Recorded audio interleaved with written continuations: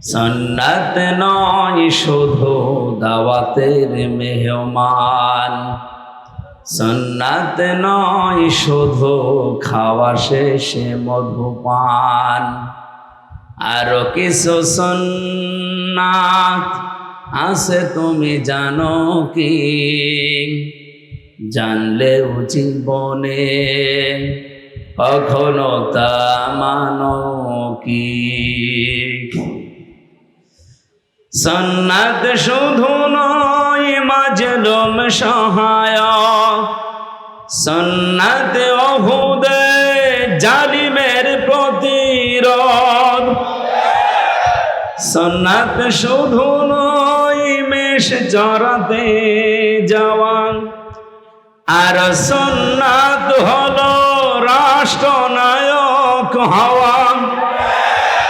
মহাব্বতে তার সুদিনের সাথী তুমি, হামজার মতো তার পাশে থাকো কি? আরো কিছু সুন্নাত আছে তুমি জানো কি? জানলেও জীবনে কখনো তা মানো কি? গোপালগঞ্জ তো মনে হয় আর নেই, আছে? ওটা তো সেদিন বলেছিলাম যে আশপাশে যে 3টা জেলা আছে ভাগ করে দিন, কারণ ও জেলাকে মানুষ যেভাবে গালি দিচ্ছে, আমার মনে হচ্ছে ও জেলা যদি থাকে 32 যেমন 33 হয়ে গেছে, না জানি আবার কবরও হারিয়ে যায়। এ কারণে গালি থেকে বাঁচাতে ওদেরকে ভালোবাসি, এ কারণে বলেছিলাম ওই যে নড়াইল, ফরিদপুর আর মাদারীপুরের ভেতরে ওদের 3টা আসন যদি ভাগ করে দেওয়া যায়, তাহলে এই জেলা তো আর থাকে না, তখন গালিও আর দেবে না। আপনারা এতটুকু একটা প্রতিষ্ঠানে রেজাল্ট দেবেন, ছাত্রছাত্রী সবাই আছে না, ওনারা তাকিয়ে আছে আমেরিকার দিকে, ভারতের দিকে, লন্ডনের দিকে। আমি বাকিটা নাই নাই বললাম। অন্য দল থেকে যারা প্রার্থী হয় তাদের লাভ আছে। আমার আসনে যিনি চেষ্টা চালাচ্ছে, তিনি ঘোষণা দিয়েছে যে আমি 50 কোটি টাকা খরচ করব, তাও এই আসন আমার লাগবে। কি ভাই, আপনার এত কেন খরচ করা লাগবে? 50 কোটি টাকা যদি আপনি খরচ করেন, আমার মনে হয় আপনার 5 বছরে 500 কোটি টাকা আপনি কালেকশন করবেন। জামাত ইসলামী বাংলাদেশে যাদের নাম দিয়েছে, আপনারা শোনেননি আমিরে জামাতের ঘোষণা যে এই দল থেকে কেউ এমপি মন্ত্রী হলে 5 বছরে তার 1টা টাকা বাড়বে না, যা আছে আরো কমে যাবে। এ ঘোষণা বাংলাদেশের কোনো দল দেওয়ার সাহস রাখে না, পারবেও না। দিলে রাখলেই হবে, খালি ঘোষণা দিলে রাখা লাগবে না। জামাত ইসলামী বাংলাদেশে রাখতে পারে তার প্রমাণে 1 বছর 1 মাস। এদের বিরুদ্ধে একটা চাঁদাবাজির মামলা নেই, ধর্ষণের মামলা নেই, অথচ যারা গলাবাজি করে, যারা এই যে ফাপড় মারে, বাংলায় কি বলে যেন ফাপড় মারে, আপনি দেখেন তো তাদের নামে মামলার পাহাড় জমে গেছে। খালি পেছনের শক্তি থাকার কারণে কিছু হচ্ছে না, এর জবাব জনগণ কিভাবে দেয় তার প্রমাণ ডাকসু আর জাকসু। আমার মনে হয় কারো যদি লজ্জা থাকে, ওর তো অন্তত লজ্জাই মরে যাওয়ার কথা। আশা করছি তাদের হুঁশ ফিরবে। এরপরও যদি হুঁশ না ফেরে, মনে করতে হবে হুঁশ বলে আর কিছু নেই। সুতরাং উনি পদপ্রার্থী না, উনি হচ্ছে নমিনি। জননেতা জনাব ডাক্তার আব্দুর রহিম সরকার দামাত বারকাতুহুমুল আলিয়া, এতদিন পর্যন্ত আপনাদের ভেতরে উনি গড়ে উঠেছিলেন, বেড়ে উঠেছিলেন। আপনারা নিজেরা জবান খুলে বলবেন তো ওনার ভেতরে এ পর্যন্ত কোনো দুর্নীতি পেয়েছেন? তার মানে আগামীতে উনি আসলে দুর্নীতি হবে না, এ গ্যারান্টি আমরা দিতে পারি। যদি কেউ আসেন এরকম গ্যারান্টি দিতে পারেন, তাহলে আপনি আসেন, অবশ্যই আপনাকে আমরা সামনে ওয়েলকাম জানাবো। তো আমার যা বিশ্বাস, এই দেশে যারা দায়িত্বে আছে, 73টা দল চলছে দেশে, জামাত ইসলামী বাংলাদেশ বাদ দিয়ে কোন দল যেহেতু এ ঘোষণা দিতে পারে নাই, সুতরাং পারার সম্ভাবনাও নেই। আর অন্য কোনো দল যদি ঘোষণা দেয় যে আমার দল থেকে এমপি মন্ত্রী হলে তার 1 টাকা 5 বছরে বাড়বে না, কোনো দল থেকে দেশে এমপি দাঁড়াবে না, শেষে আমরা ওই বিনা ভোটে পাশ হয়ে যাব। সুতরাং এখনই বলছি না, সাহস যেহেতু আপনাদের নেই, আপনাদের এই ধোকাবাজি, প্রতারণা, গলাবাজি এ মানুষ বোঝে। আজকের মাহফিলের প্রধান অতিথি ডাক্তার সাহেবের জন্য দোয়া করছি, আল্লাহ তার এই জীবনটা যেন ইসলামের জন্য কবুল করেন। এ মাহফিলে এতক্ষণ যারাই কথা বললেন, মাওলানা হোসাইন মাহফুজ চুয়াডাঙ্গা, মাওলানা আব্দুল সালাম, বিশেষ অতিথি অনেকগুলো মানুষের নাম আপনারা দিয়েছেন। এই থানার আমাদের অভিভাবক যিনি ওসি সাহেব এসেছেন আজকে, প্রশাসনের আরও যে সমস্ত ভাইরা এসেছেন, সারা দেশের 630টা থানায় কম বেশি আমার যাওয়া লাগছে। আল্লাহ যেহেতু পরিচিত করে দিয়েছে, কোরআনের দাওয়াত নিয়ে যাচ্ছি। আর যে জোয়ার দেখতে পাচ্ছি, যদি এবার ইসলাম আসে, আমি প্রশাসনের পক্ষে কয়েকটা কথা সামনে বলার এবং বাস্তবে রূপ দেওয়ার চেষ্টা চালাবো 100 ভাগ ইনশাআল্লাহ। তার 1 নম্বরে, অন্যান্য দেশে আমি ঘুরেছি বিশ্বের, বাংলাদেশ পুলিশ বৈষম্যের শিকার হয়ে আছে কয়েক দিক থেকে। তারা এই যে দুর্নীতি মুক্ত করতে পারে না, তার 1 নম্বরে কোনো নেতা খেতা নেত্রীর কথা তাদের শোনার দরকার নেই। আগামীতে ইসলাম যদি আসে, তারা চলবে তাদের আইজির কথা মতো। আইজি হবে আবার নিরপেক্ষ। আইজি যদি এই জাহাঙ্গীরনগর ভার্সিটির ভিসির মতো হয়, 3 দিন পরে রেজাল্ট দেবে, তার যে রেজাল্ট দেওয়া দরকার ওইটা দেবে না। এই জন্য আমরা চাইবো যে ওনাদের বিভাগটা নিরপেক্ষ থাকবে এবং যত প্রশাসনে মানুষ চাকরি করে এই দেশে সবাই চলবে তাদের এই চেইন অফ কমান্ড অনুযায়ী।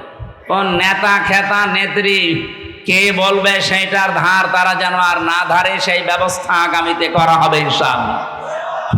2 নম্বরে, তাদের একটা বিশাল বদনাম আছে যে তারা বাম হাতের ইনকাম করে।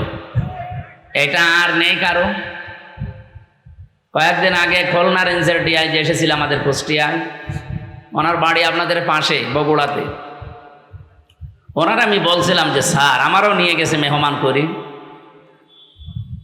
যে এই যে 8 ঘন্টার পরে যারা ডিউটি করে, বাংলাদেশে শুধু পুলিশেরই মনে হয় কোনো ডিউটি শেষ নেই, 24 ঘন্টায় ডিউটি। আমি কি বেশি বললাম স্যার? 24 ঘন্টায় ডিউটি না? পৃথিবীতে আপনি এমন একটা দেশ দেখান তো যে 8 ঘন্টার পরে আরো বেশি ডিউটি করলে তাদের ওভারটাইম দেওয়া হয় না।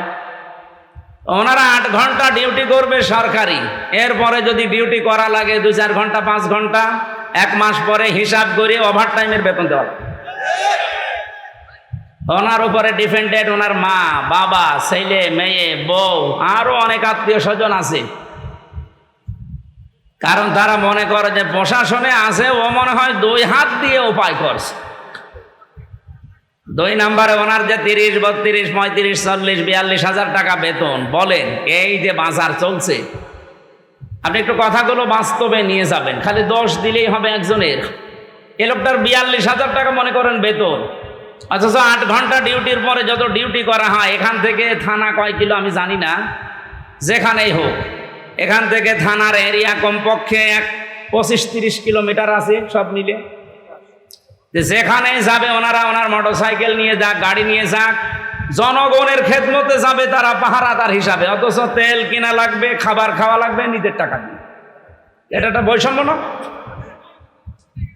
এই জন্যই তো বাম হাতের ইনকাম করা লাগে বাধ্য হয়ে। আর আমরা একবার এই দোষ চাপিয়ে দেই যে পুলিশ মানে ঘুষখোর, ঘুষ খাই কেন? আপনি সেই ব্যবস্থা করে দেন। 8 ঘন্টার পরে ডিউটি করলে ওভারটাইমের টাকা দেওয়া লাগবে, আর যেখানে জনগণের জন্য দায়িত্বে যাবে তাদের খাবারের এবং এই তেল খরচ দেওয়া লাগবে। দেখেন ওরা এরপরে কিছু করে কিনা। এটা ইসলাম আসলে আগামীতে আমরা করব ইনশাআল্লাহ। প্রশাসনের দায়িত্বে আজকে যারা এই মাহফিল শৃঙ্খলা ঠিক রাখার জন্য এসেছেন, আল্লাহ তাদের এই দায়িত্বটা আজকে যেন ইবাদত হিসাবে কবুল করে ইনশাআল্লাহ। মাহফিলের মঞ্চে বসা আছেন সম্মানিত ওলামা ইকরাম। আমি এই শব্দটা আলাদা করে বললাম কেন?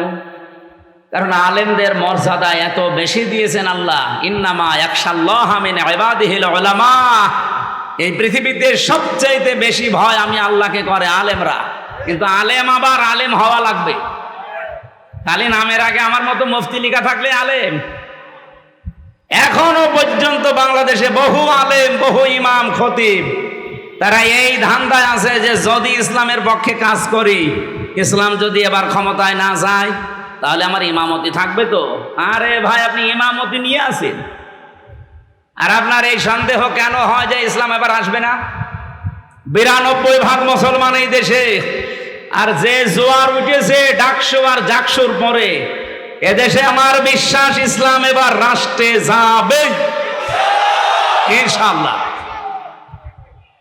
কোন সন্তান মাইক হাতে নিয়ে যদি বলে যে আমার বাবা আর সম্পদ আমি পাই কি না পাই আমার সন্দেহ লাগছে, ওটা কি সন্তান নাকি অন্য কিছু? আরে গ্রামের লোক বলবে না যে আপনি নিজের বাবার সন্তান আপনি পাবেন না, মানে আপনি উত্তরাধিকারী সূত্রে তো পাবেন, অন্য কেউ পাবে? যে সন্তান এটা বললে যেমন পাগল। যে মানুষগুলোর জ্ঞান আছে, যাদের নামের আগে আমরা আলেম লেখা দেখি, এখনো তারা অ্যাক্টিভ না। তাই আপনি আবার কবে হবেন? যদি ইসলাম এসে যায় আপনি কিন্তু সমস্যায় পড়ে যাবেন। 100% বিশ্বাস করবেন, আমি তো করি এবার ইসলাম এদেশের রাষ্ট্র ক্ষমতায় আসবে। আমি শেষে হস্যাই লাগিয়েছি, এটাকে আমি বানালাম। সূরা আলে ইমরানে আল্লাহ জানিয়েছেন, ওয়ালা তাহিনু ওয়ালা তাহজানু ওয়া আনতুমুল আ'লাউনা ইন কুনতুম মুমিনিন। কোনো ভয় নেই, কোনো চিন্তা নেই, দুশ্চিন্তারও কারণ নেই। ওয়া আনতুমুল আ'লাউনা, এখানে আলেম আছে কিনা আমি জানি না, এখানে শব্দ ছিল আনতুম আ'লাউনা, অথচ আল্লাহ পাক আ'লাউনার আগে আলিফ লাম লাগিয়ে নির্দিষ্ট করে দিয়েছেন। আরবি গ্রামার অনুযায়ী মুবতাদা যদি মারিফা নির্দিষ্ট হয়, খবর হবে নাকেরা অনির্দিষ্ট। রব্বুল আলামিন এখানে খবর যেটা নাকেরা অনির্দিষ্ট সেইটাও মারিফা নির্দিষ্ট বানিয়ে দিলেন। খবর যদি কোনো সময় মারিফা হয়ে যায়, ফিদুল হাসরা, হসরের ফায়দা দেয়, বাংলা অর্থ দাঁড়ায় হবে। শুধু হবে না, শেষে হস্যাই লাগাতে হবে। আল্লাহ পাক যেহেতু গ্যারান্টি দিলেন নিজে যে বিজয় তোমরা হবে যদি শুধুমাত্র মুমিন হতে পারো। বাংলার মুসলমানেরা জবান খুলে বলবেন, বিজয় দেওয়ার একচ্ছত্র মালিকানা কার? মুমিন হওয়ার দায়িত্ব কার? আল্লাহ মুমিন হবে, আর আপনি কি করবেন? হ্যাঁ, না হয়নি ভাই। আল্লাহ তো মুমিন আছে, ওনার নামই তো মুমিন। সুতরাং আপনাকে মুমিন হওয়ার শর্ত লাগিয়েছে আল্লাহ। যদি এবার আমরা সত্যিকারের মুমিন হতে পারি, মাস্ট বি আল্লাহ তার কথা রাখবে। নাকি আল্লাহ এরকম যে সকালে এক কথা আর বিকালে আর এক কথা বলে? রব্বুল আলামিন বলেন, আতাম্মাত কালিমাতু রাব্বিকা সিদকাও ওয়া আদলা লা মুবাদদিলা লিকালিমাতি ওয়া হুয়াস সামিউল আলিম। সূরা আনআমের 115 নম্বর আয়াতের ভেতরে পাবেন। 8 নাম্বার পারার 1ম নাম্বার পৃষ্ঠার 11 নাম্বার লাইনে আছে। যত তাফসীর আমি পড়েছি আয়াত নিয়ে, আমার কাছে এই 3টা বিষয় ধরা পড়েছে। আল্লাহ পাক বলেন, হে নবী, আমি যে কালাম পাঠালাম এর প্রত্যেকটা কথা সত্য। 2 নম্বরে সিদক ওয়া আদলা, এটা ন্যায় ইনসাফ দিয়ে পরিপূর্ণ। 3 নম্বরে আমার কোরআনে আমি যা বললাম কিয়ামত পর্যন্ত কোনো পরিবর্তন নেই। যা বলেছি ওটা হবে। এই জন্য আমরা এত সাহস নিয়ে বলতে পারছি এবার ইসলাম জায়গা মতো যাবে ইনশাআল্লাহ। এই জন্য যারা এখনো দদুল্লামান অবস্থায় আছেন যে জমি বাবার পাই কি না পাই, এ ধান্দা কি ভালো? আপনি তাহলে মনে হয় অন্য কারো সন্তান। বাংলাদেশের বৈধ নাগরিক আমরা, 92% মানুষ আমরা এখানে মুসলমান। এবার আপনি 100% বিশ্বাস নিয়ে বাড়ি যেতে পারেন। যেভাবে জোয়ার উঠেছে, ঝড় উঠলে ঝরা পাতাগুলো আকাশে ওঠে, এবার ঝড় উঠেছে, অবশ্যই এই ঝড়ে কেউ কেউ যারা আমরা পড়ে আছি নিচে, আমাদেরকে আল্লাহ উপরে তোলার জন্য এ ঝড় সৃষ্টি করে দিয়েছে। জাহাঙ্গীরনগর বিশ্ববিদ্যালয়ে মুসলিম শব্দ পর্যন্ত বাদ দেওয়া হয়েছিল। ইসলামী সাবজেক্ট যে কয়টা ছিল, কেউ পরিচয় দিলে তাকে হত্যা করা কোনো ব্যাপারই না, এরকম জায়গা ওইটা। অথচ সেখানে আজ নারায়ে তাকবীর আল্লাহু আকবার ধ্বনি উঠতেছে। এটা একটা আশ্চর্য না? এতগুলো কাজ আল্লাহ যখন করে দিচ্ছে, সামনে রাখছো চকশো যাই আছে, আমার মনে হচ্ছে আল্লাহ সবগুলোতে বিজয় দেবে ইনশাআল্লাহ। দল মত জাতি বর্ণ ধর্ম নির্বিশেষে, যেহেতু গোবিন্দগঞ্জ নাম শুনলে বোঝা যাচ্ছে এখানে অন্য ধর্মের লোক আছে, এজন্য সবাইকে নিয়ে আমরা আল্লাহর দরবারে শুকরিয়া জানাচ্ছি, যেহেতু তাদেরও মালিক আল্লাহ। তাদের মালিককে গত পরশুদিন আমার কুষ্টিয়ায় অনুষ্ঠান ছিল। পরশুদিন না কালকে কি বার? শুক্রবার ছিল। জমার নামাজ পড়ে আমি ওদের যে কেন্দ্রীয় মন্দির, ওই মন্দিরে গিয়েছিলাম। ওখানকার যিনি কেন্দ্রীয় মন্দিরের সভাপতি, সবার সাথে কথা বলার পরে প্রায় 100 ঘর হিন্দু আছে ওই পাড়াতে। ওনারা আমাকে আশ্বস্ত করেছে যে এবার আপনাকে আমরা ভোট দেব, কিন্তু আমাদের যে দাবিগুলো আছে আমরা যেন আতঙ্কে না থাকি, এইটা আপনারা দেখবেন। আমরা গ্যারান্টি দিয়েছি যে ইসলাম যদি আসে, এই দেশের কোনো ধর্মের মানুষ আতঙ্কে থাকবে না ইনশাআল্লাহ। আপনার ধর্ম আপনি পালন করেন, আমার দাওয়াত দেওয়ার দরকার আমি দেব। কি কথা বলেন না কেন? সুতরাং দলমত নির্বিশেষে যারা এসেছেন, আসেন আমরা আমাদের মালিক যিনি সত্যিকারের মালিক, তার দরবারে শুকরিয়া আদায় করি, বলেন আলহামদুলিল্লাহ। এই পৃথিবীতে আল্লাহ যখন খুশি হয় কারো উপরে, এদিকে তাকান, এখানে একটু নড়াচড়া কম করে, আমরা একটা ক্লাস করব ঘন্টাখানিক, থাকবেন তো? এই পৃথিবীতে আল্লাহ যখন কারো উপরে খুশি হয়, তখন তার বাড়িতে আল্লাহ কন্যা সন্তান পাঠায়। তাহলে যাদের মেয়ে আছে, আপনি বিশ্বাস করতে পারেন যে আল্লাহ আপনার উপরে অন্তত খুশি হয়েছে। মেয়ে হলে খুশি হয় আল্লাহ, কিন্তু যার মেয়ে হয়েছে এই লোকটা নারাজ, এরকম মানুষ নেই? আপনাদেরকে আহ্বান জানাচ্ছি, আল্লাহ যেই কাজ করতে পেরে উনি খুশি, আমরা ওই কাজ পেয়ে খুশি কিনা বলেন তো?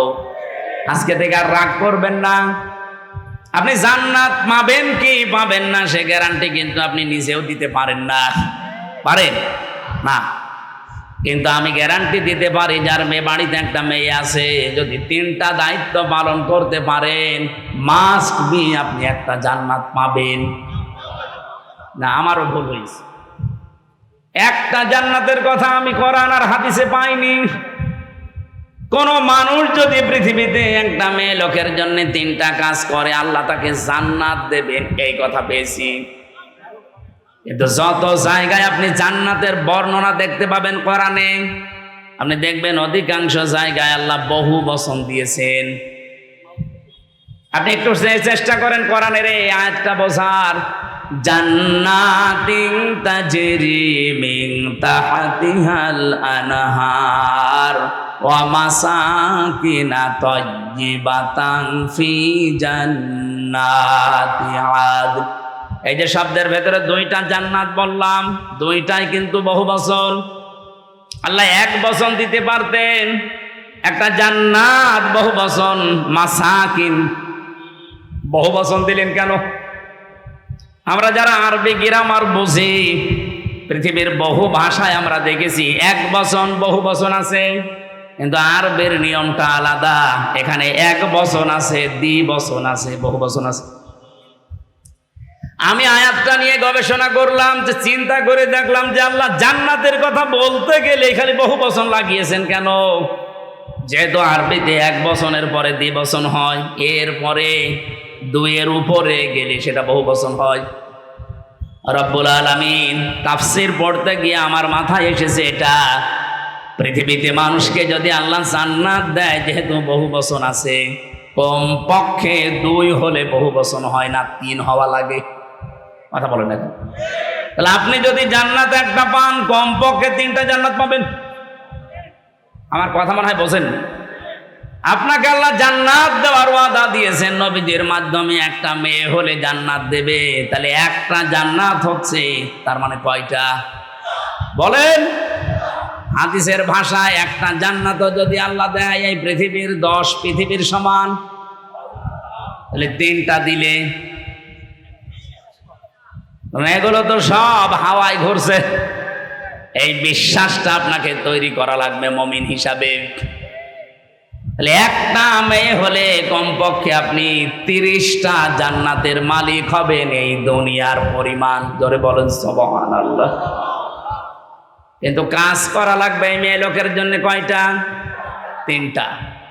1 নম্বরে আপনি খুশি হয়ে তাকে আদর যত্ন দেবেন, ভালোবাসবেন। 2 নম্বরে তাকে দ্বীন শেখাবেন। 3 নম্বরে সৎ পাত্র দেখে পাত্রস্থ করবেন। হ্যাঁ, আমি দেখেছি বাংলাদেশের বহু বাবা মা গার্জিয়ান এই 3টার হয়তো 1টা করে, বাকি 2টা অধিকাংশ পিতা মাতায় করতে চায় না। আর সন্তান হলে উনি খুশি, ওর পেছনে খরচ করে, ভালোবাসা দেয়, মহব্বত দেখায়। কিন্তু 2 নম্বরে তাকে দ্বীন শিক্ষা দেওয়া লাগবে। এইটার বেলায় অনেকে উদাসীন, গাফেল। এমনকি এখন যিনি দায়িত্বে আছেন উনি কিন্তু 2 নবীর নাম নিয়ে বসে আছেন। ডক্টর মোহাম্মদ ইউনুস, কয় নবী? মোহাম্মদ একটা, ইউনুস একটা। অথচ যে কয়েকদিন আগে 1 থেকে 5 পর্যন্ত প্রাইমারিতে শিক্ষক নিয়োগ দেওয়া হয়েছে গানের। কথা বলছেন, শরীর চর্চার। আপনি একজন মুসলমান 2 নবীর নাম নিয়ে বসে আছেন চেয়ারে। 92% মুসলমানের দেশে আপনি নাচের মাস্টার নিলেন, শরীর চর্চার মাস্টার নিলেন, গানের মাস্টার নিলেন। একটা আলেমকে দিয়ে কোরআন শিক্ষার মাস্টার নেওয়া যায়নি? এ দাবি আমরা জানাচ্ছি আজকে।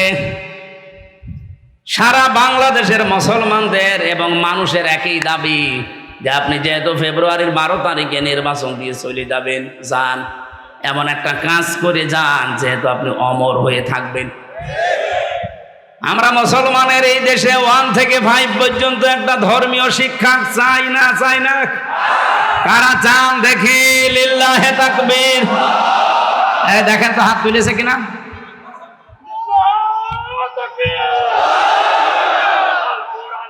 আলহামদুলিল্লাহ। আমাদের এই দাবি যদি ডক্টর মোহাম্মদ ইউনুস পর্যন্ত, আমি জানি যে যাবে, কারণ কত ফেরেশতা বসে আছে দেখেন। এইটা কিরামান কাতিবিন না, পৌঁছিয়ে দেবে জায়গা পর্যন্ত। ওনার কান পর্যন্ত যাওয়ার পর যদি কিছু নাও করে, আমার আরশ পর্যন্ত চলে গেছে।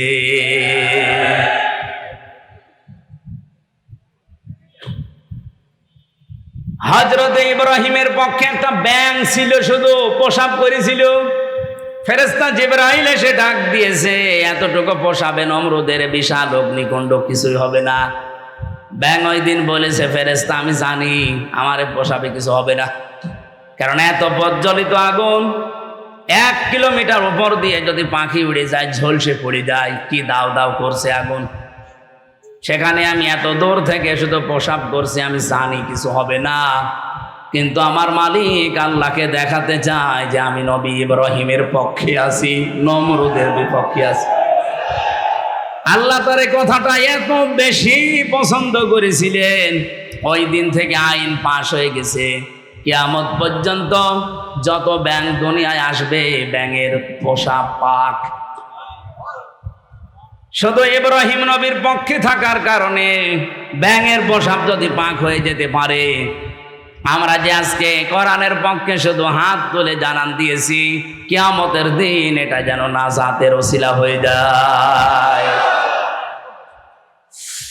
গাইবান্ধাবাসী, তাহলে কন্যা সন্তান হলে প্রথম আপনার দায়িত্ব ভালোবাসা। আপনি খুশি হয়ে ভালোবাসবেন, তাকে মহব্বত করবেন। 2 নম্বরে দ্বীনের শিক্ষা দেওয়া। কিন্তু সে পরিবেশটা যদি নষ্ট করে দেওয়া হয়, তো শিক্ষা দেব কোথায়? সবাই তো আর মাদ্রাসায় ছেলে মেয়েকে দেয় না। কথা বলছেন না কেন? স্কুলেই দেন। মুসলমানের দেশে স্কুলের সিস্টেমগুলো এই করেন। 1 থেকে 5 পর্যন্ত পড়লেও যেন ইসলামের মৌলিক নিয়ম নীতিগুলো অলরেডি জেনে ফেলে, এরকম ব্যবস্থা একটা করে দেন। আর সেইটা এখন কিন্তু সময়। আগে যারা ছিল, আমি নাম নিতেও ঘৃণা করি, এই জালেমা মহিলার, ওরা 1 থেকে 5 পর্যন্ত পড়ার পরে একটা ছেলে বৃত্তি পরীক্ষা দেয়। আমি নিজেও বৃত্তি দিয়েছি। এরপরও 8এও বৃত্তি পরীক্ষা আছে। 100 মার্কের কোরআন আর হাদিস ছিল আগে, আমি নিজে পরীক্ষা দিয়েছিলাম। এতে 15.5 বছরে জালেমা যাদের দায়িত্ব দিয়েছিল, এই শিক্ষামন্ত্রী নামে কলঙ্ক, এই নাস্তিকগুলো 1 থেকে 5-এ পড়ার পর বৃত্তি পরীক্ষা দেবে, 100 মার্কের কোরআন হাদিসের শয়তানরা তুলে দিয়েছে। আমরা চাই ওটা আবার পূর্ণবহাল করা হোক। হ্যাঁ, কথা বলেন না কেন? আরে মানুষ পরীক্ষার ছলে হলেও পড়ে, ওটা যদি সিলেবাসে না থাকে ও তো আস্তে আস্তে সবই ভুলে যাবে। গত বছর আমি জেল থেকে বের হওয়ার পরে একটা মাহফিলে এসেছিলাম, এই যে পাশের জেলা নীলফামারী। নীলফামারীর একটা থানা আছে কিশোরগঞ্জ, ওখানে একটা বৃদ্ধাশ্রম আছে, দেখতে গিয়েছিলাম। যে দেখে এদিকে 25 জন মা, এদিকে 25 জন বাবা, মুরব্বী সব বসে আছে। যেই কয়জনের সাথে কথা বলেছি সবগুলো হাওমাও করে কাঁদছিল। এক মহিলা আমার হাত চেপে ধরে, মুরব্বী মানুষ, বলছে, বাবা আমার 3টা ছেলে মেয়ে সব বিদেশে থাকে, কিন্তু আজকে আমি এখানে পড়ে আছি এই বৃদ্ধাশ্রমে। বললাম, আপনার কি মনে হয় এখানে পড়ে থাকার কারণে বলেন তো? উনি আমার 2টি কথা বলেছিলেন। 1 নম্বরে প্রথম দোষটা আমার, 2 নম্বরের দোষ আমার পুত্রবধূর। প্রথম দোষ আমার এই 3টা ছেলে মেয়ে সব হায়ার এডুকেটেড, অনার্স মাস্টার্স করা, সব বাইরের দেশে থাকে। আমি তাদেরকে দ্বীনের শিক্ষা, কোরআনের শিক্ষাটা ছোটবেলা থেকে দেইনি, এইটা আমার অপরাধ। হ্যাঁ, ঠিক আছে। 2 নম্বরে আমার যে পুত্রবধূ সবগুলো মডার্ন, আল্ট্রা মডার্ন, এরা আমার ছেলেদেরকে কান ভাঙিয়েছে যে এই বুড়ি মানুষ বাড়ি রাখার দরকার নেই। শেষ পর্যন্ত তারা তো চলে গেছে, আমারে রেখে গেছে এই বৃদ্ধাশ্রমে। আমি এখন এই যে 24 ঘন্টা কাজ কাম নেই, শুধু পড়তে থাকি, মাঝে মাঝে কোরআন হাদিস ইসলামের ইতিহাস পড়ি। আমি বুঝি এই ছেলেটারও দোষ না, দোষ এখন আমার মনে হচ্ছে। কারণ আল্লাহর কোরআনের যে জ্ঞানটা, ওয়াকাদা রাব্বুকা আল্লা তা'বুদু ইল্লা ইয়্যাহু ওয়া বিল ওয়ালিদাইনি ইহসানা। আল্লাহ বলেন, আমি রায় দিলাম, আমি রায় দিয়ে দিলাম, সিদ্ধান্ত দিলাম, ফায়সালা দিলাম, আমি আল্লাহ লিখে দিলাম, আমি আল্লাহ ছাড়া কারো ইবাদত করা যাবে না। আর তোমাদের মা বাবা যাদের আছে তাদের সাথে ভালো ব্যবহার করা লাগবে। আল্লাহর পরে যাদের স্থান তারা কারা? বলেন বলেন। সেই মা বাবা, তাদেরই তারা স্থান জানে না, কারণ তারা এ বিষয়ে জ্ঞান অর্জন করে নাই। তাদেরকে যেহেতু আমরা শেখাতে পারি না, এই জন্য প্রথম দোষটাই আমার। আমরা আশা করব যারা দায়িত্বে আছেন আপনারাও মুরব্বী হবেন। আপনাদের আগামী প্রজন্ম যদি বৃদ্ধাশ্রমে আপনাদের রেখে না আসে, আল্লাহর পরে আপনার স্থান এটা যদি না জানে, আপনাদের কপালেও আসতেছে। যেন আমার মনে হয় এই মুহূর্তে 1 থেকে 5 পর্যন্ত এমন সিস্টেম করা দরকার, মানুষ যেন হাফ আলেম হয়ে যায়। এ দাবি কি শুধু আমার একার না সবার? মেয়েটার জন্য 3 নম্বরে আপনি সৎ পাত্র দেখবেন। আজ মেয়ের বাবা যারা অনেকে সৎ পাত্র দেখে না, দেখে যে এ ছেলের মাল আছে কিনা, নাকি এ জেলায় সব নেই? বলেন তো, নবীজি তার 4টা মেয়ে বিয়ে দিয়েছিলেন, সবচাইতে আদরের যেটা ফাতেমা তো জহরা। কত ধনী এই মানুষের সন্তান বিয়ের প্রস্তাব দিয়েছে, বিশ্বনবী বলেন না। উনি যদি চিন্তা করতেন যে ধনী মানুষের কাছে দিলে আমার মেয়ে সুখে থাকবে, মক্কার বহু ধনাঢ্য মানুষেরা তাদের প্রস্তাব দিয়েছিল, একটাতেও রাজি হয়নি। এমন একটা মানুষের সাথে নবীজি রাজি হয়েছেন যার নিজের বাড়ি বলেও ছিল না, নবীর বাড়িতে থাকতো। এজন্য সৎ পাত্র হওয়া লাগবে। আমি ঝিনাইদহে একটা বাড়িতে অনুষ্ঠানে ছিলাম, আমাকে চা দিল, কাপ দিয়েছে স্যার, কিন্তু পিরিচ দেয়নি। অথচ লোকটা টিয়নো, আপনি টের পাচ্ছেন? আমি তো হেসে ফেলেছি, জ্ঞানী মানুষ তো বুঝে ফেলেছে। আমার দিকে তাকিয়ে বলছে, হুজুর আপনি কেন হাসলেন? আমি কিন্তু জানি আপনি মনে করছেন আমি টিয়নো। আমি একটা থানা পুরা উপজেলার প্রধান। আমি আপনাকে চা খেতে দিয়েছি, শুধু কাপে পিরিচ দেয়নি নিচে, আপনি হাসলেন। বাস্তবতা এটা, গত পরশু দিন এই পিরিচটা ভেঙে গেছে, কাপটা নিচের যেটা। আমি ইচ্ছা করলে কিনতে পারতাম, এরকম 1000টা পিরিচ কিনতে পারতাম। গতকালকেও আমার অফিসে একটা বিশাল বান্ডিল এসেছিল, শুধু সই করতে বাকি। সই করে দিলে ওই 8 লাখ টাকা আমি পেয়ে যেতাম। এরকম পিরিচ 1000টা কিনতে পারতাম। সেই ছোটবেলায় আমি আমার মায়ের কাছে, মাওলানার কাছে, ওস্তাদের কাছে আমি শিখেছি যে ঘুষ খাওয়া এটা হারাম। ওই দিন থেকে এই পর্যায় পর্যন্ত আমি আজও কোনো ঘুষ খাইনি। এত কষ্টের জীবন যাপনে আছে, এই যে অন্যায় অবৈধটা আমার সামর্থ্য থাকার পরও আমি করি নাই। এই জন্য আল্লাহ অন্য দিক থেকে আমারে পুষিয়ে দিয়েছে। রব্বুল আলামিন আমার স্ত্রীকে বানিয়েছে আমার মন মতো আল্লাহওয়ালা, আমার সন্তানগুলো ঠিক আল্লাহ ওইভাবেই মন তৈরি করে দিয়েছে। যতটুকু দেওয়া হয় অতটুকুতেই তারা আত্মতুষ্টি, আত্মতৃপ্তিতে আছে। আপনি যদি হারাম ইনকাম করেন, আপনার স্ত্রী, আপনার সন্তানাদির মন আল্লাহ ঠিক ওই রকম করে দেবে। এই কথা বোঝেন? এটাকে আমি বানালাম। সূরা তাহা 16 নম্বর পারা 19 নম্বর পৃষ্ঠা 13 নম্বর লাইনের 124 নম্বর আয়াতে এই তথ্যটা আছে। ওমান আ'রাদা আন যিকরি ফাইন্না লাহু মাঈশাতান দানকা ওয়া নাহশুরুহু ইয়াওমাল কিয়ামাতি আ'মা। রব্বুল আলামিন বলেন, আমার বিধান বাদ দিয়ে যারা ইনকাম করবে, বলেন তো ঘুষ খাওয়া এটা আল্লাহর বিধানে আছে? হ্যাঁ বলেন বলেন। আল্লাহর বিধানের বাইরে যারা উপায় করে, ইনকাম করে, চর্ম চোখে দেখতে মনে হয় যে বিশাল সম্পদের মালিক হয়ে যাচ্ছে, আল্লাহ বলেন আমি দঙ্কা করে দেই। ওর জীবনের এই উন্নতিতে কোনো বরকত থাকে না। হ্যাঁ, হয়তো প্রতিদিন 2 লাখ টাকা করে আসবে ঠিক, কিন্তু 2.5 লাখ টাকা চলে যাবে এরকম রাস্তা বানিয়ে দেব। আসবে প্রতিদিন বৈধ অবৈধ ভাবে 2 লাখ করে, যাবে প্রতিদিন কত? লাভ হচ্ছে না লস হচ্ছে? এটা তো একটা গেল। সবচাইতে বড় বিষয়, আমি ওর অন্তর থেকে শান্তি তুলে নেব। এই দঙ্কা শব্দের ব্যাখ্যা হচ্ছে ওর জীবনের কোনো কিছুতে আমি শান্তি রাখবো না। ওর বউ চলবে ওর অবাধ্য হয়ে, সন্তান আদিগুলো নষ্ট হয়ে যাবে, কারণ এই প্রভাব পড়বে। হারাম ইনকাম করে যা খাওয়াচ্ছেন এই সন্তানগুলো হারাম হয়ে যাবে। এতটুকু আল্লাহ যদি শেষ করে দিতেন আয়াতি পড়তাম না। এর পরেরটা আরো ঝামেলা। ওয়া নাহশুরুহু ইয়াওমাল কিয়ামাতি আ'মা।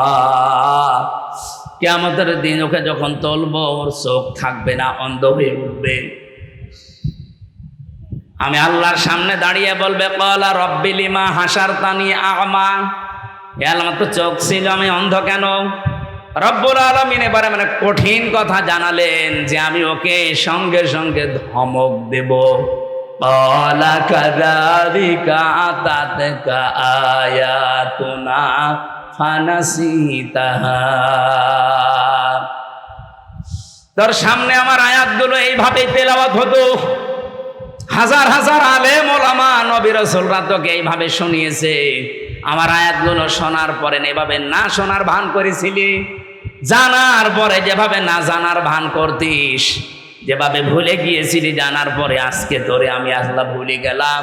তুই যে আমার বান্দা ছিলি, তুই যে আমার বান্দি ছিলি, কোনোদিন আমার এই জবানে তোর নাম আমি আর উচ্চারণ করব না। বলেন নাউজুবিল্লাহ। ও গাইবান্ধাবাসী, কিয়ামতের দিন যদি আল্লাহ আমাকে না ডাকে, আমার নাম ধরে তার জবানে, আপনার নাম ধরে যদি কিয়ামতে আল্লাহর ডাক না দেয় যে তোর নাম আর কোনোদিন উচ্চারণ হবে না, যা। নিজের নাম উচ্চারণ না হলে কেমন লাগে আপনি জানেন?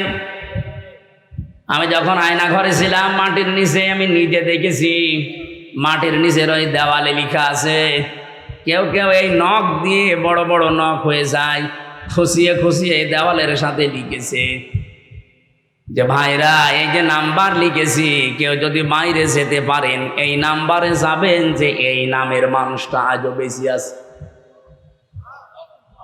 মানুষটা পড়ে আছে আজ 8 বছর, 10 বছর, 14 বছর পড়ে আছে, কেউ জানে না। আমার সাথে যারা ছিল 7 বছরের মানুষ আমি পেয়েছি, পাগলের মতো হয়ে গেছে, এত বড় বড় চুল। তার মানে 6 মাস 1 বছর পরে তাদের চুল কেটে দেয় কোনো কায়দায়। আমি তো অল্প দিন ছিলাম, এই জন্য আমার অত কিছু হয়নি। ওর নাম যে কি, লোকটা নিজের নাম পর্যন্ত ভুলে যায়, কারণ কেউ তারে ডাকে না। নিজের নাম এই দুনিয়ার এই জমিনে কেউ না ডাকলে কত আফসোস লাগে, কত দুঃখ লাগে, কত কষ্ট লাগে নিজের ভেতরে। আল্লাহ পাক বলেন, কিয়ামতের দিন তোর নাম আমি আমার মুখ দিয়ে আর কোনো দিন উচ্চারণ করব না। তুই যে আমার বান্দা ছিলি, তোকে আমি বানিয়েছিলাম, আমি ওটা ভুলে যাব। এই আয়াতটা পড়ার পরে আমার সবচাইতে বেশি টেনশন হয়, ওয়াকাযালিকাল ইয়াউমা তুনসা দিয়েছেন আল্লাহ, জীবনেও আপনার নাম আর উচ্চারণ হবে না, ওই শেষ। আমার তো মনে হয় এরকম বহু মানুষ দুনিয়াতে আমরা আছি যারা আল্লাহর বিধানকে বাদ দিয়ে এই পৃথিবীতে উপায়, ইনকাম এগুলো করছি, দেদারছে, আশা করছি এই মাইকের আওয়াজ শোনার পরে এই মানুষগুলোর জীবন থামবে। আল্লাহ যেন তৌফিক দাও মানুষকে, বলেন আমিন।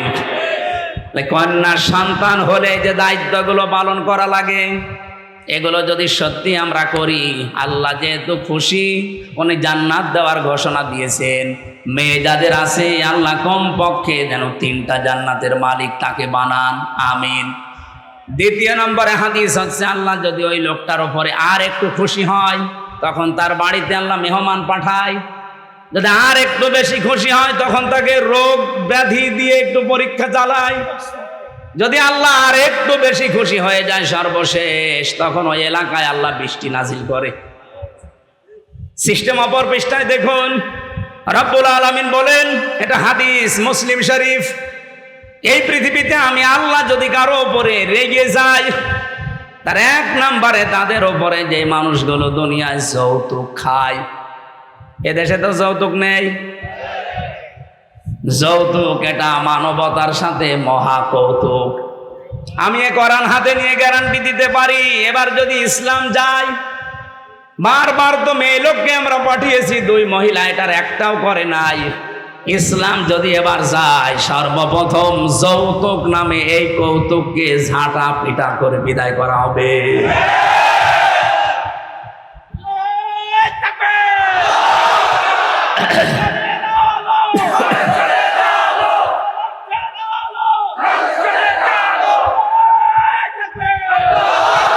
রংপুর বিভাগের মানুষেরা, এটা শুধু যৌতুকের বিষয় না, বহু বাড়িতে আমরা এখনো পর্যন্ত দেখি 200, 300, 500 মানুষকে নিয়ে যাচ্ছে বরযাত্রী।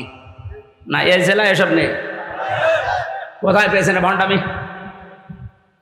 বরযাত্রী ইসলামে নেই, বরযাত্রী ইসলামে নেই। এগুলো এসেছে হিন্দুদের সংস্কৃতি থেকে।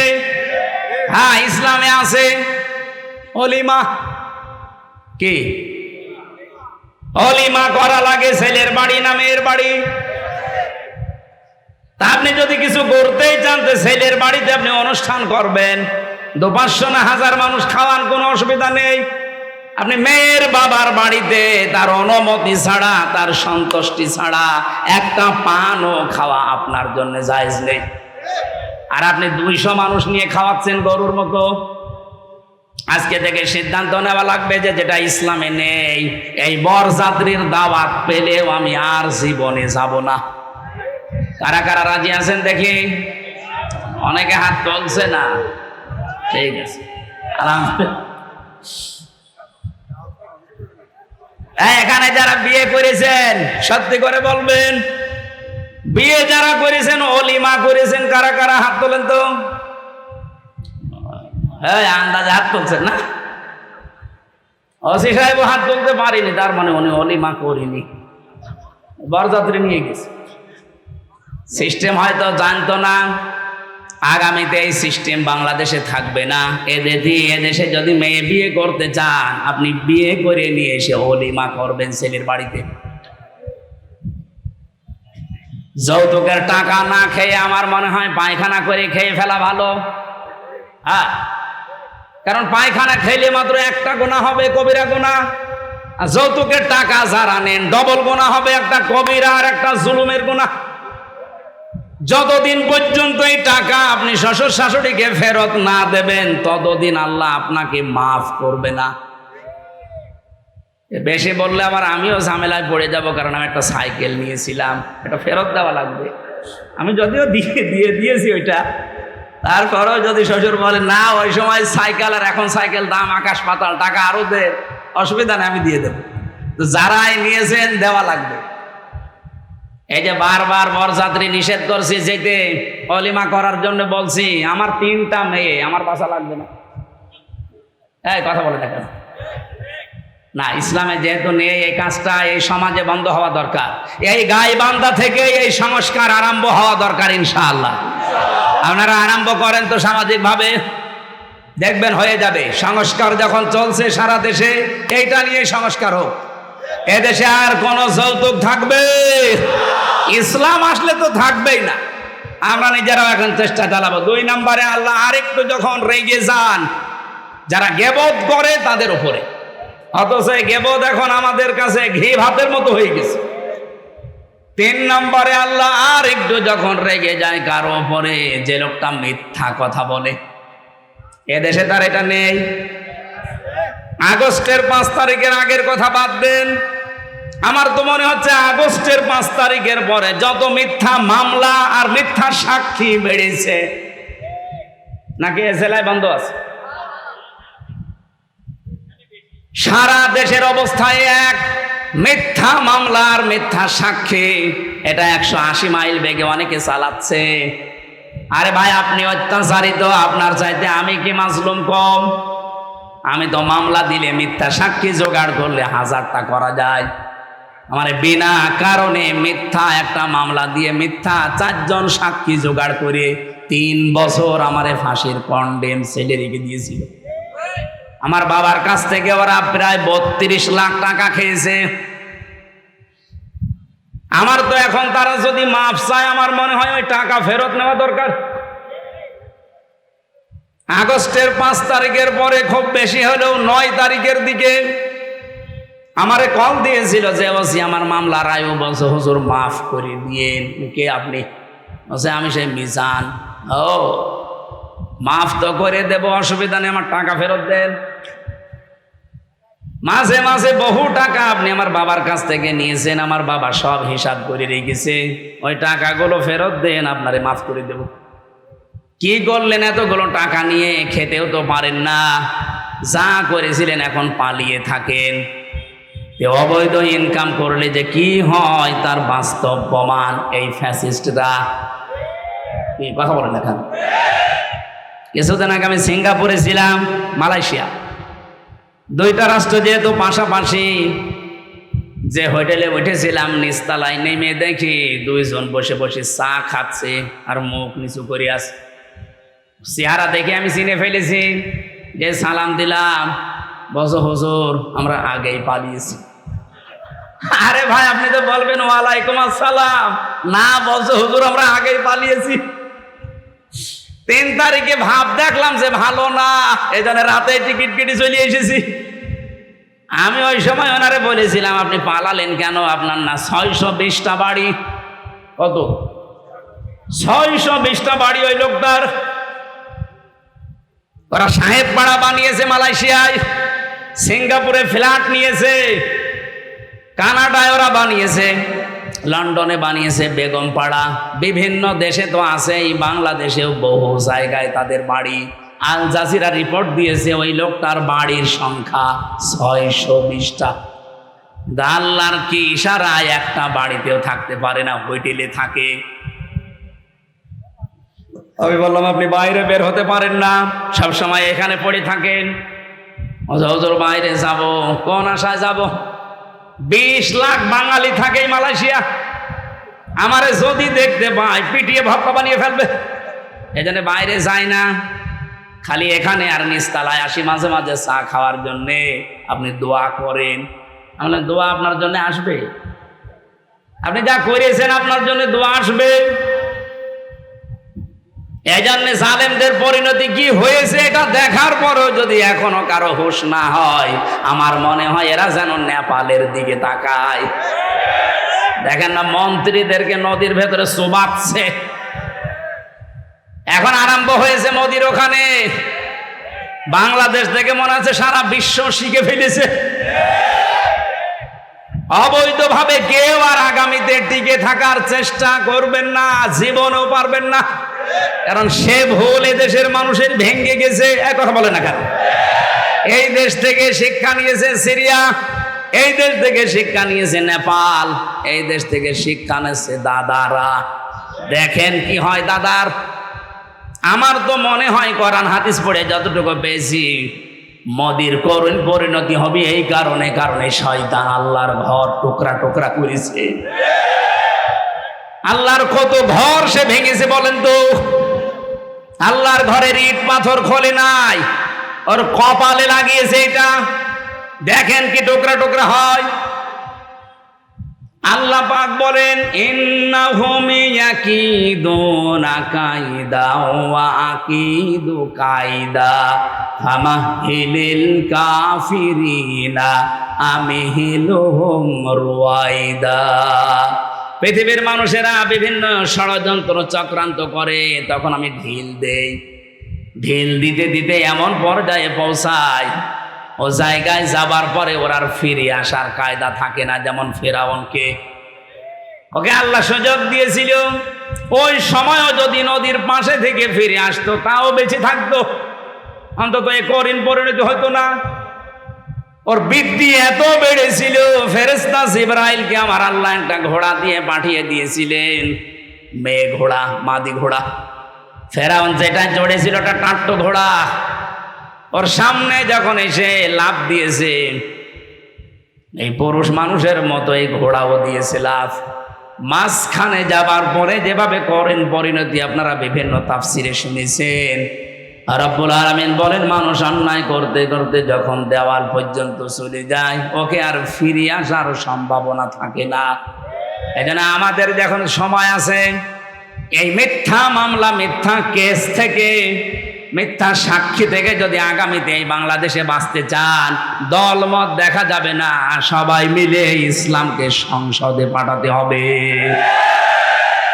সবাইকে আহ্বান জানাচ্ছি, আসেন ইসলামকে পাঠান। আপনিও নিরাপদে থাকতে পারবেন, আমিও নিরাপদে থাকতে পারবো।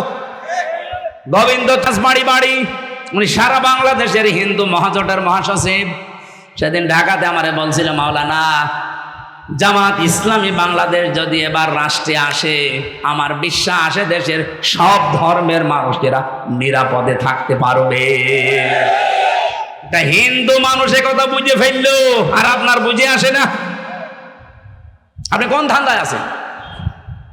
ইসলাম না আসলে 54 বছর কি হয়েছে আপনি দেখেন না?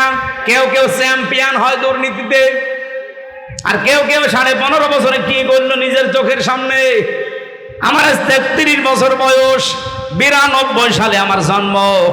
সেই হিসাবে আমি 33 বছরের ভেতরে 18 বছর থেকে যদি আমি ভোট দিতে আরম্ভ করতাম, 3 বার ভোট দিতে পারতাম, একবারও পারি নাই।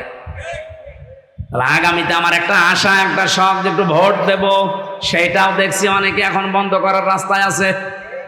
এই কথা বলে না কেন? আপনি বলেন ডাকসুর মতো কয়েকটা ছাত্র, মাত্র 11,000, এই রেজাল্ট দিতে আপনার 3 দিন লাগে কোন কারণে? আপনি যদি এত অ্যানালগ হয়ে থাকে, ডিজিটাল বাংলাদেশে আপনার মতো মানুষ ভিসি হওয়ার দরকার নেই। আপনিও পথ ছেড়ে দিয়ে ভিক্ষা করে খান।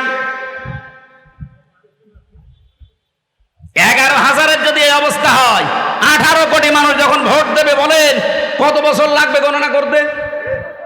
5 বছর পার হয়ে যাবে না?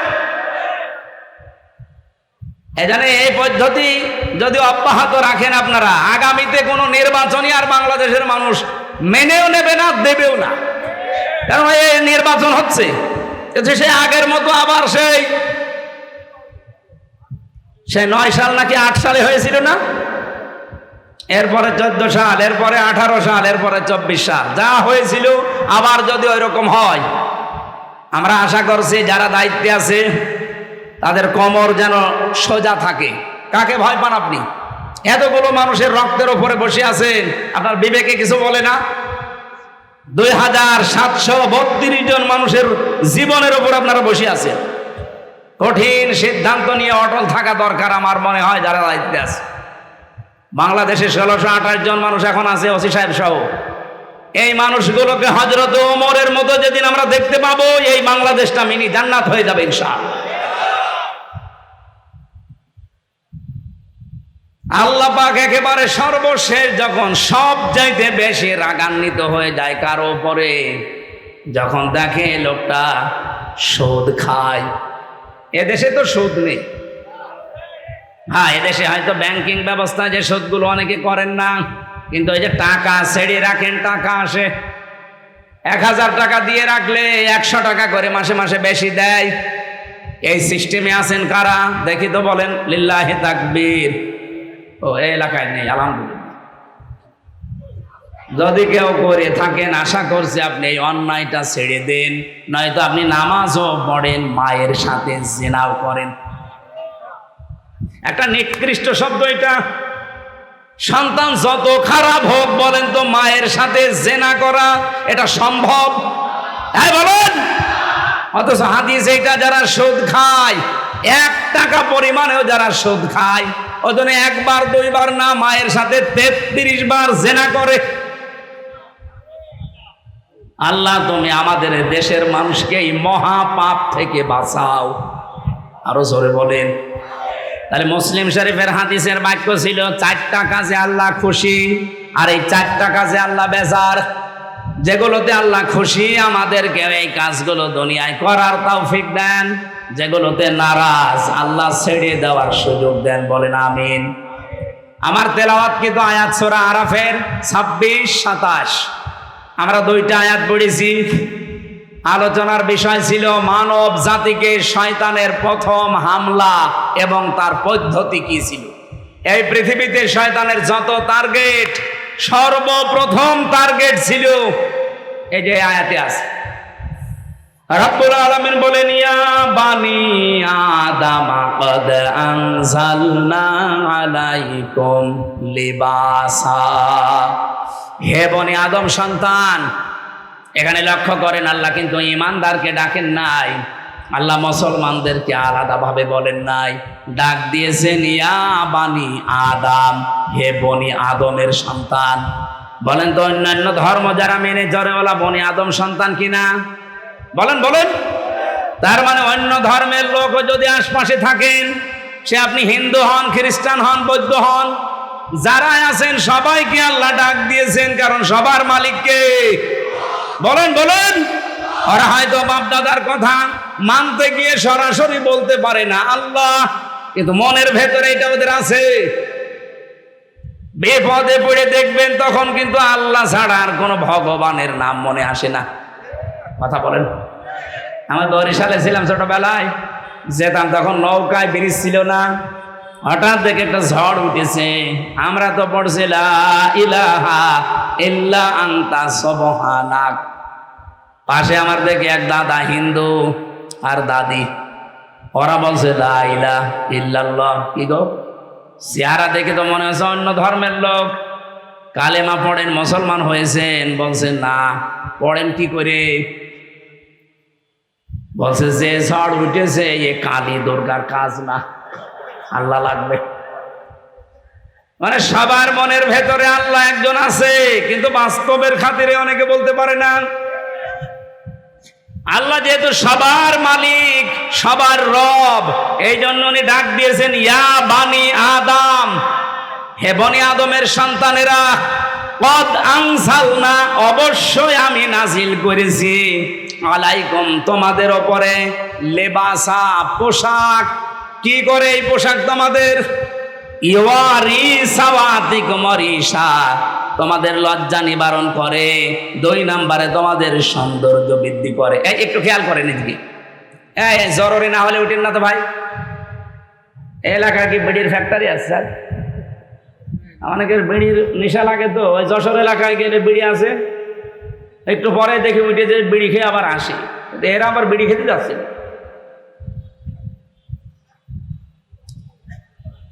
গাইবান্ধা বাসে একটু খেয়াল করেন, এখানে শব্দের ভেতরে আমরা 2টা বিষয় পেলাম। পোশাক আল্লাহ আমাদের কাছে দিয়েছেন, 1 নাম্বার আমাদের লজ্জা যেন নিবারণ হয়। জান্নাতের ভেতর থেকে হযরতে আদম এবং হাওয়া, আমাদের জাতি, আদি পিতা মাতা, এদেরকে বের করে দেবে, এই টার্গেট শয়তানের ছিল না। শয়তানের টার্গেটই ছিল এদেরকে আমি উলঙ্গ অবস্থায় দেখব। এই জন্য শয়তান সবসময় যৌনতা ছড়াতে ভালোবাসে। শয়তান যৌনবাদী, আর আমরা, ওটা তোর বলা যাচ্ছে না মৌলবাদী, ওটা তো এখন গালি করে ফেলেছে মানুষ। শয়তান সব সময় যৌনতা ছড়াতে ভালোবাসে। যারা আজ নিজেদের গোপন অঙ্গগুলো 8-60 পোশাক পরে, ছোটখাটো পোশাক পরে, শরীরের আপত্তিকর জায়গাগুলো মানুষকে দেখিয়ে মজা পান, আপনি নিজে বিশ্বাস করতে পারেন আপনি মানবের আর সন্তান নেই, আপনি শয়তানের সন্তান। পৃথিবীতে আল্লাহর যত সৃষ্টি আল্লাহ বানিয়েছেন, 18,000 আমরা বলি, তার চাইতেও বেশি আছে। শুধুমাত্র একটা সৃষ্টি দেখবেন তাদের লজ্জায় স্থান মানুষকে দেখায়, কুকুর। কি এত বড় লেজ উল্টো করে রাখে, মানুষকে দেখায় যে যা দেখবি দেখ। আমার তো মনে হয় এই দেশে যারা নিজেদের উলঙ্গ, অর্ধ উলঙ্গ পোশাক আশাক পরে বিভিন্ন গোপন অঙ্গগুলো মানুষকে দেখি আরো আনন্দ পায়, এরা আর কুকুর সমান। আমি এত নিচে নামতাম না। আপনার একটু লজ্জা লাগে না এমন খারাপ পোশাক পরে রাস্তায় আসেন? মানুষ আপনাকে দেখে কত রকমের আজে বাজে, কত রকমের নিম্ন কথা বলে আপনি জানেন? আপনি যখন রাস্তা দিয়ে আপনার বউকে উলঙ্গ, অর্ধ উলঙ্গ করে মোটরসাইকেলে নিয়ে যান, কত যুবক রাস্তায় দাঁড়িয়ে বলে মাল গেল। আর আপনার বউকে দেখে যদি কেউ বলে যে মাল গেল, ওই মালের পেটে আর ভালো মাল আল্লাহ দেবে না। কারণ মেয়েদের এই কয়েক ইঞ্চি পেট, এটা খুব দামি জায়গা। এখানে যার নজর যত খারাপ পড়বে, ওখান থেকে খারাপ জিনিস ডেলিভারি আসবে। বলে যে হুজুর দোয়া করেন ছেলে যেন আব্দুল কাদের জেলানির মতো হয়। ছেলে আব্দুল কাদের জেলানি এমনি হবে? আপনি আব্দুল কাদের জেলানির জীবনী পড়েন, তার মা কোন ধাঁচের ছিলেন। হযরতে আব্দুল কাদের জেলানি রহমতুল্লাহ আলাইহি যে মায়ের পেটে এসেছিলেন, ওই মা বাসর রাতে, স্বামী বাসর রাতে ঢোকার পরে দৌড় দিয়েছে আবু মুসা জঙ্গি রহমতুল্লাহ আলাইহি। আমি তার জীবনী পড়তে গিয়ে এটা পেয়েছি। স্ত্রী তখন ডাক দিয়ে বলছে, স্বামী আপনি দৌড় দেবেন না, আমার বাবা আপনাকে যেই কয়টা কথা বলেছিল সবই রূপ অর্থে ঠিক আছে। আমার বাবা বলেছিল আমি নাকি অন্ধ। হ্যাঁ আমি অন্ধ। যৌবন পাওয়ার পরে আজ পর্যন্ত আমার চোখ দিয়ে আল্লাহর নিষিদ্ধ কোনো জিনিস আমি দেখি নাই। মেয়েরা যৌবন পায় কখন? এখানে একটা মাসলা বলা দরকার। মেয়েরা এসেছে, সম্মানিতা মা বোনেরা, যখন পয়েন্ট এসেছে আপনাদের মাসলাটা জানা দরকার। মেয়ে মানুষেরা যৌবন প্রাপ্ত হয় যখন তাদের শরীর খারাপ হয়।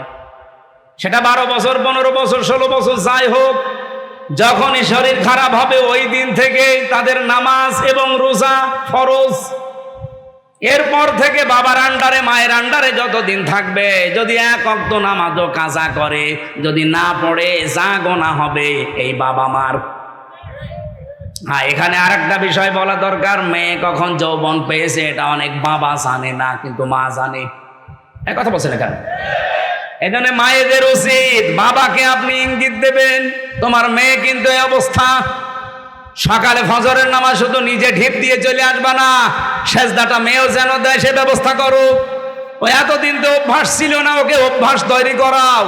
হয় নিজে ডেকে দাও, নিজে নামাজের তাকিদ দাও, না আমাকে দিয়ে ভালো করে তাকিদ দাও। কারণ এই মেয়েটা এই যে 12 বছর 13 বছরে যৌবন পেয়েছে, এরপরেও নামাজ পড়ে না। কিয়ামতের দিন যখন আল্লাহ বিচার করতে বসবে, নাজালুহুমা তাহাতা আকদামিনা, তোমাকে আর আমাকে সামনে নিয়ে আল্লাহ বলেন মুখের ওপরে জোড়া লাঠি দিয়ে জাহান্নামে দেবে। বহু মেয়ে বহু ছেলে জোড়া লাঠি মুখে দিয়ে আপনাকে আমাকে জাহান্নামে নেবে, শুধু অসচেতন থাকার কারণে। এই জন্য সচেতন হবেন আজকে থেকে মায়েরা। আমি যেদিন যৌবন পেয়েছি ওই দিন থেকে আমার এই চোখ দিয়ে কোনো নিষিদ্ধ জিনিস আমি দেখি না। এই জন্য বাবা আপনাকে বলেছে আমি নাকি অন্ধ। আমার বাবা বলেছিল আমি ন্যাংরা, হ্যাঁ। আমার এই পা দিয়ে হারাম কোনো কাজে আমি যাইনি। বাবা বলেছিল আমি কালা, হ্যাঁ। আমার এই কান দিয়ে আমি আজ পর্যন্ত কারো গীবত শুনিনি। বাবা বলেছিল আমি বোবা, আমার এই মুখ দিয়ে হারাম কোনো কথা আমি বের করি না। এই যে এতগুলো কথা শোনার পরে এই বংশে এসেছিল, এই মায়ের পেটে এসেছিল হযরতে আব্দুল কাদের জিলানী। 6 বছর মাত্র বয়স হয়েছে তার। ওনার পুরা জীবনী আমি পড়েছি। ওনার মা নিয়ে গেছে মক্তবে, ওস্তাদ বলছে এই বলো আলিফ।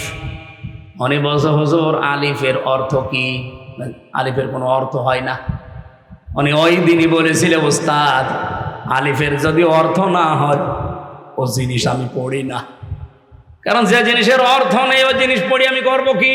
আপনি আমাকে অর্থ শেখান। উনি বলছে তুমি জানো আলিফের মানে? হ্যাঁ জানি। বলো দেখি। উনি আলিফ লাম মিম দিয়ে আরম্ভ করেছিলেন আল্লাহু লা ইলাহা ইল্লাহু আল হাইয়ুল কাইয়্যুম। সূরা বাকারার 255 নম্বর আয়াত, যেটা আয়াতুল কুরসি বলে আমরা জানি। এ পর্যন্ত তেলাওয়াত করে আসলেন। এবার তিনি আল্লাহর পরিচয় তুলে ধরলেন 10টা। এখানে আল্লাহর 10টা ক্ষমতার কথা আছে। ওস্তাদ কাঁদতে কাঁদতে বেহুশ হয়ে গেছে। হোশ ফেরার পরে বলে মা আপনার ছেলেকে কোনো জায়গায় মনে হয় পড়িয়েছেন, আমার কাছে নিয়ে এসেছেন পরীক্ষা করার জন্যে। ওস্তাদ বলে না। মা বলছে আমি এইমাত্র আপনার কাছে প্রথম নিয়ে আসলাম, কোনো জায়গায় নিয়ে যাইনি। ওস্তাদ বলছে আপনার তো সৌভাগ্য যে এতটুকু বাচ্চা এর কোরআনে কারিমের প্রায় 18 পারা পর্যন্ত আয়ত্ত করা আছে। প্রতিটি আয়াত সে সুন্দর করে পড়তে পারে, অনেক আয়াতের অর্থও সে বোঝে। আমাকে আল্লাহর 10টা ক্ষমতা শুনিয়েছে আয়াতুল কুরসি দিয়ে। মা আমার কান্না আরম্ভ করলেন। ওস্তাদ বলে আপনি কাঁদেন কেন? আপনার তো সৌভাগ্য, খুশি হওয়ার কথা। বলে না আমি নিজেও কোরআনের হাফেজা। আমার এই সন্তান পেটে আসার পর আমি প্রতিনিয়ত কোরআন পড়তাম। যখনই জন্ম নিয়েছে ফজরের নামাজ পড়ার পরে আমি একে পাশে বসিয়ে বসিয়ে আমি নিজে পড়তাম। আমি দেখেছি আমারে আব্দুল কাদের আমার মুখের দিকে তাকিয়ে মুখ মিলাচ্ছে। ওস্তাদ আমার আফসোস হচ্ছে এই কারণে, আমি যদি আর একটু কষ্ট করে পড়াটাই প্রতিদিন পড়তাম আমার এই ছোট সন্তান এই ছোট বয়সেই কোরআনের হাফেজ হয়ে যেত। আব্দুল কাদের জিলানী এমনি এসেছিল পেটে। আপনার বিয়ের আগেই পেট সারা দেশের মানুষের দেখা শেষ। এমন ব্লাউজ গায়ে দিয়েছে মনে হচ্ছে ফুটবল খেলার মাঠ। কত বছর এই দিক থেকে একটা ফিতা, ওই দিক থেকে আর একটা ফিতা, মাঝখানে দিয়েছে গেরো, ওটা ফুটবল খেলার সেন্টার। কত মানুষ আছে বাসে নজর ওই দিকে দেয় নাকি এলাকায় সব নেই? মা বোন যারা এসেছেন নিজেদেরকে রক্ষা করেন।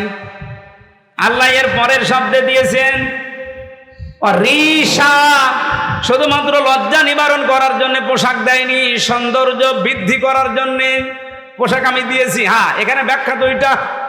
আপনি শুধুমাত্র সৌন্দর্য প্রদর্শন করতে পারেন পোশাক আশাকের মাধ্যমে। বিবাহিতা মেয়েরা তার স্বামীর কাছে, কথা বোঝা যায়নি? আপনি পোশাকের দ্বারা যদি সৌন্দর্য বর্ধন করতে চান করবেন, কিন্তু কার জন্যে? স্বামী ছাড়া পৃথিবীর কারোর জন্য, এমনকি নিজের বাবার জন্যেও মেয়েদের সাজ করা জায়েজ নেই। আজকে যে পরকীয়া প্রেম বাড়ে, বহু মানুষকে আমি বলতে শুনেছি, হুজুর যেভাবে চাই ওইভাবে করে না। কি আমি চাই আমার বউ রাতে নাইট ড্রেস পরে থাকবে, ও পরে না, এই জন্য আমি অন্য জায়গায় লাইন করি। এরকম মানুষ দেশে নেই? এখানে পরকীয়া প্রেম করেন কারা? হাত তোলেন তো দেখি। আলহামদুলিল্লাহ, এই জেলা তো একেবারে মডেল জেলা, কোনো কিছুই নেই, যৌতুক নেই, পরকীয়া প্রেম নেই, ওসি তো খুব আরামে আছে।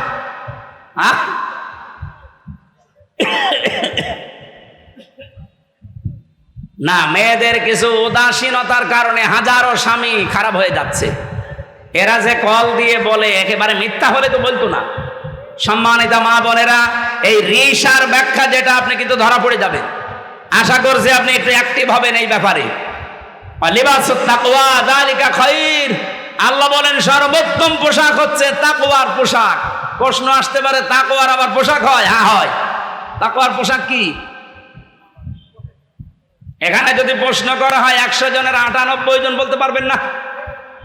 লিবাসুত তাকওয়া যালিকা খায়র, আল্লাহ বলেন তাকওয়ার পোশাক সর্বোত্তম। কি এটা জানো? তাকওয়ার পোশাক হচ্ছে আল্লাহর নির্দেশ এবং আদেশ, নিষেধ এবং আদেশগুলো নিজের জীবনে সেট করা, এটা একটা পোশাক। এই পোশাকটা আমাদের দেশে নেই, এমনকি পরিবেশও নেই। একজন মানুষ যেই পোশাক পরবে, সে পোশাক পরে টিকে থাকার মতো জায়গাও এই দেশে নেই। ওসি সাহেব চেষ্টা করছে বাঁচার, উনি বাঁচতে পারছে না। ওনার উপরে এমন আল্লাহর ওলি বসে আছে যে ওনাকে খারাপ হতে বাধ্য করে। আমি কি বেশি বলে ফেললাম? এরকম জায়গা দেশে নেই। এই জন্য আমাদের একেবারে শুরু থেকে শেষ পর্যন্ত এমন ভাবে তৈরি করা দরকার, আগামীতে ইসলাম দিয়ে আমরা সাজাবো, দুর্নীতির দল বাংলাদেশে থাকবে না ইনশাআল্লাহ।